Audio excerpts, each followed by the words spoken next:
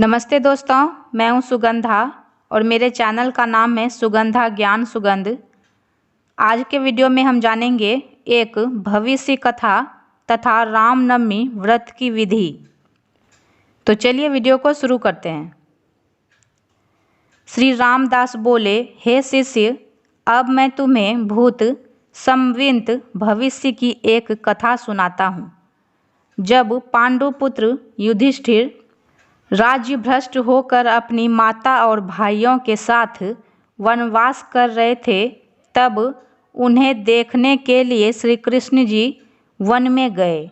वहाँ पांडवों ने बड़े प्रेम से श्री कृष्ण जी की पूजा की और युधिष्ठिर ने कहा, हे देव, हे जगन्नाथ, हे भक्तों के वरदाता, यदि आप मुझ पर प्रसन्न हैं तो मैं आपसे कुछ पूछता हूँ।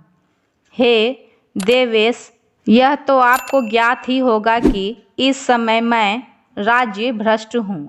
इससे आप मुझे ऐसा कोई व्रत बतलाइए जो लक्ष्मी का प्राप्तिकर हो और पुत्र पौत्रों को बढ़ाने वाला हो। श्री कृष्ण जी बोले, हे राजन, यदि तुम इस बात को पूछते हो तो सुनो, मैं तुम्हें गुप्त से भी गुप्त व्रत को बतलाता हूँ। राम नाम से बढ़कर मोक्षदायक और लक्ष्मीवर्धक कोई व्रत नहीं है। यह राम नाम तेजो रूप और अव्यक्त है। राम नाम के जपने वाले राम का ही रूप हो जाते हैं। इसे स्वयं राम ने ही मारुति हनुमान जी के प्रति कहा था। युधिष्ठिर बोले, हे रुक्मणीपति, इस बात को श्री रामचंद्र जी ने हनुमान जी से कब कहा था?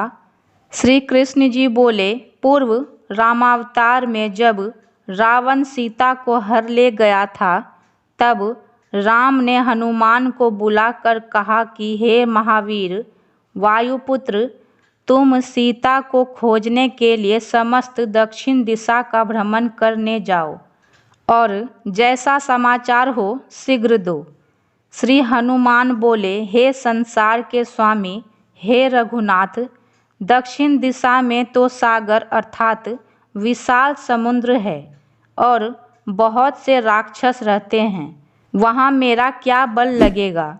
श्री रामचंद्र जी बोले, हे हनुमान, रावण आदि राक्षसों का निवारण करने वाला वह अत्यंत सरल मंत्र मैं तुमको बतलाता हूँ, जिसकी सहायता से तुम सर्वत्र विजयी होगे।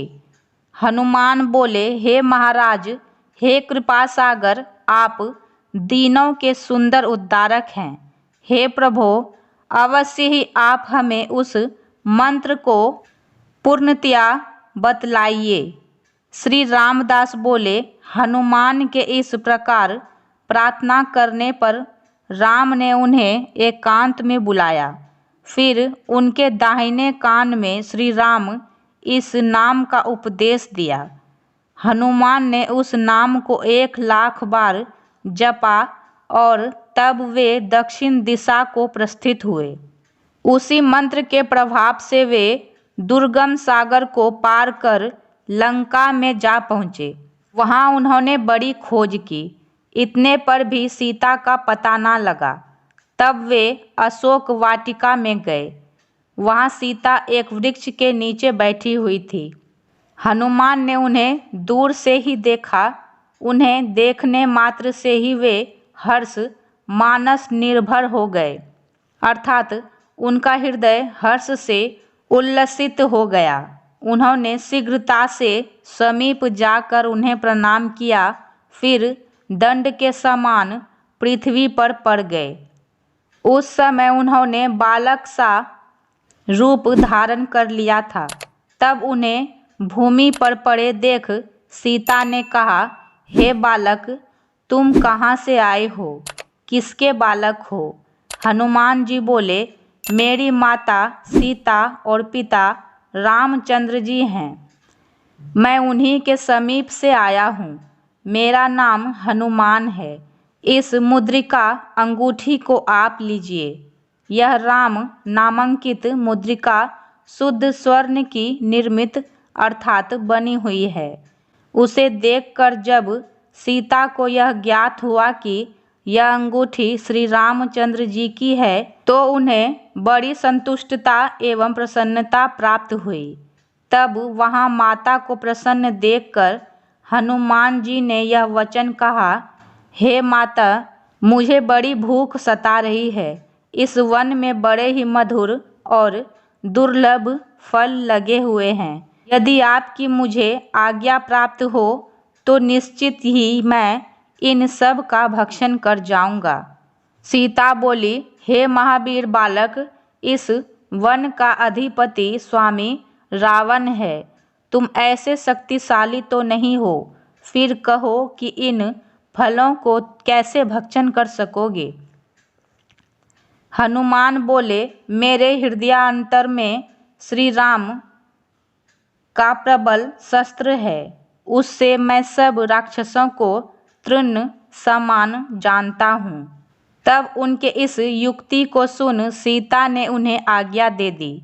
उसे सुन हनुमान उस वन में, अशोक वन में प्रविष्ट हो गए और उसके वृक्षों को नष्ट करने लगे। इस समाचार को सुन बहुत से राक्षस वहां आ पहुंचे। हनुमान ने उन सब से भीषण युद्ध किया, परंतु श्री राम नाम के मंत्र प्रभाव से हनुमान ने उनके बल को दलन कर लंका को जला दिया। फिर अशोक वन में जहाँ सीता जी विराजमान थी वहाँ जाकर उन्हें प्रणाम किया। सीता ने श्री रामचंद्र जी को देने के लिए एक अलंकार आभूषण दिया। उसे लेकर हनुमान श्री रामचंद्र जी के पास लौट आए। श्री रामचंद्र जी के समीप पहुंचकर उन्होंने वह आभूषण उन्हें दिया और उनके चरणों के समीप जा बैठे। उस अलंकार को लेकर और हनुमान की बातें सुनकर श्री रामचंद्र जी बहुत प्रसन्न हो गए।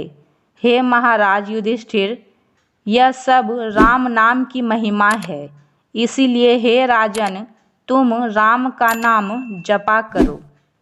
इस कथा को मैंने आनंद रामायण से लिया है, मनोहर कांड से।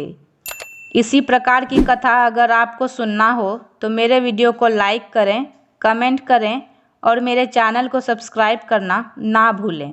धन्यवाद।